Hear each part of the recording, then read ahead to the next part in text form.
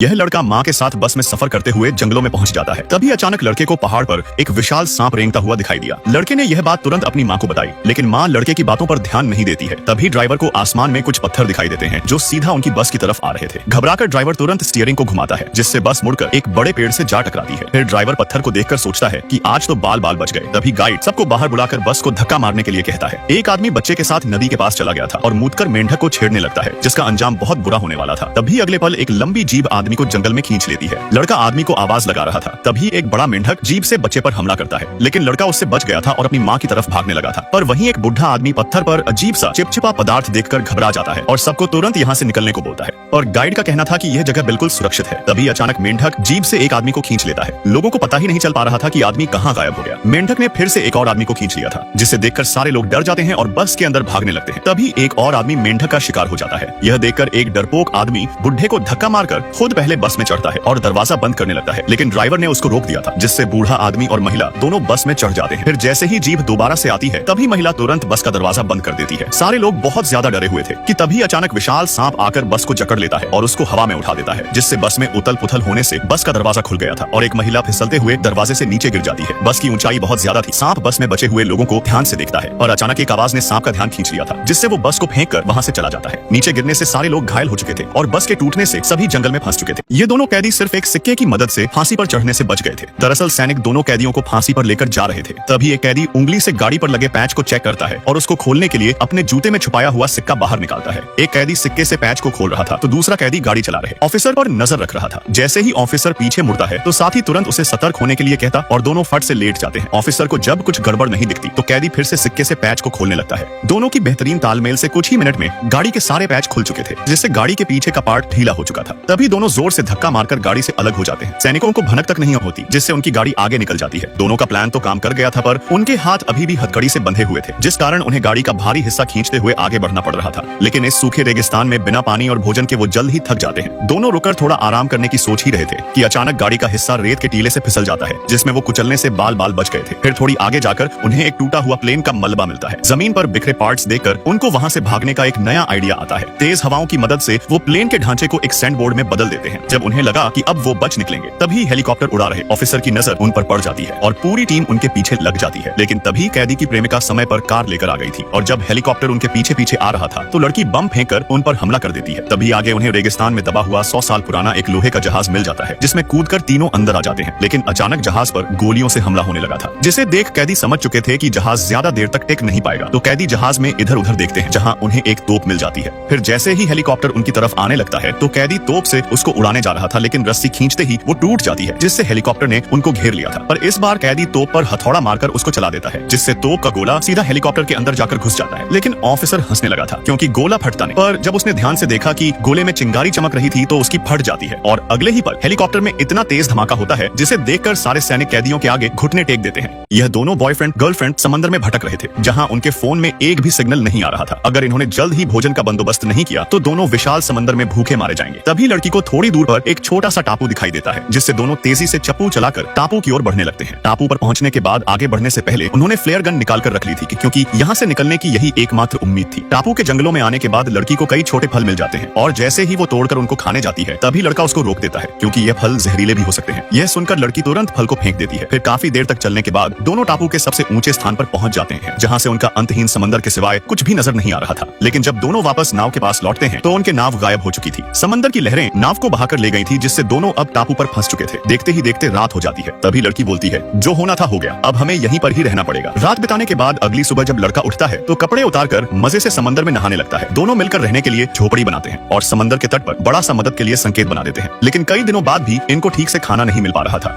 दोनों पूरा दिन केले खाकर जिंदा थे, लेकिन जब केले भी खत्म हो जाते हैं तो लड़का समंदर के तट पर भोजन का जुगाड़ करने लगता है। काफी दिनों तक साथ रहने से दोनों का रिश्ता और भी ज्यादा गहरा हो चुका था। देखते ही देखते 30 दिन बीत जाते हैं। फिर एक दिन जंगल में फल तोड़ते समय लड़के को आसमान में एक प्लेन दिखाई देता है, पर उसको फ्लेयर गन कहीं पर भी मिल नहीं पा रही थी और थोड़ी देर बाद ही प्लेन वहां से चला जाता है। लड़के को लगा कि लड़की ने फ्लेयर गन को कहीं छुपा दिया है, क्योंकि टापू पर उन दोनों के अलावा और कोई भी नहीं था। इस बात को लेकर दोनों में झगड़ा हो जाता है। तभी अचानक पेड़ से एक बोतल नीचे गिरती है और जब दोनों ऊपर देखते हैं तो एक शरारती बंदर ने उनके सामान को चुरा लिया था, जिसमें फ्लेयर गन भी थी। बंदर के हाथ में फ्लेयर गन देखकर लड़का घबरा जाता है कि कहीं गलती से वो गन को चला ना दे, पर बंदर उनकी घबराहट देखकर गन से खेलने लगा था। तभी लड़की केले का लालच देकर गन को छुड़ा लेती है और फालतू ही आसमान आसमान में चला देती है क्योंकि लड़की को बहुत गुस्सा आ रहा था कि लड़के ने उस पर बेफालतू चिल्लाया था। लड़की रोज ऐसी जिंदगी जीकर थक चुकी थी। रोज सूरज डूबते हुए देखना, समंदर में मछली पकड़ना, इन सब से अब वो ऊब चुकी थी। लड़की को रोज अपने माता पिता की याद सताती थी। अगले दिन जब लड़की उठती है तो उसने देखा कि लड़का गायब था। तभी उसे दूर से एक डरावनी आवाज सुनाई देती है। लड़के को ढूंढने वो तुरंत जंगलों में घुस जाती है, जहाँ उसने देखा कि लड़का एक काले पैंथर से जान बचाकर भाग रहा था। लड़की तुरंत उनके पीछे दौड़ती है और जब वो लड़के के पास पहुंची तो लड़के ने पैंथर को मार गिराया था। उसके बाद दोनों अपनी किस्मत को अपना लेते हैं। लड़की फल लेकर आती थी और घर को और मजबूत बनाने में मदद किया करती थी। दोनों को टापू पर फंसे हुए अब 3 महीने से ज्यादा हो चुके थे। लेकिन एक दिन जब लड़का मछली पकड़ रहा था तभी अचानक उनको ऊपर से एक हेलीकॉप्टर की आवाज आती है। दोनों तुरंत जंगल से बाहर खुले तट पर आते हैं और आसमान में फ्लेयर गन चला देते हैं, जिससे रेस्क्यू टीम वहां आकर दोनों को बचा लेती है।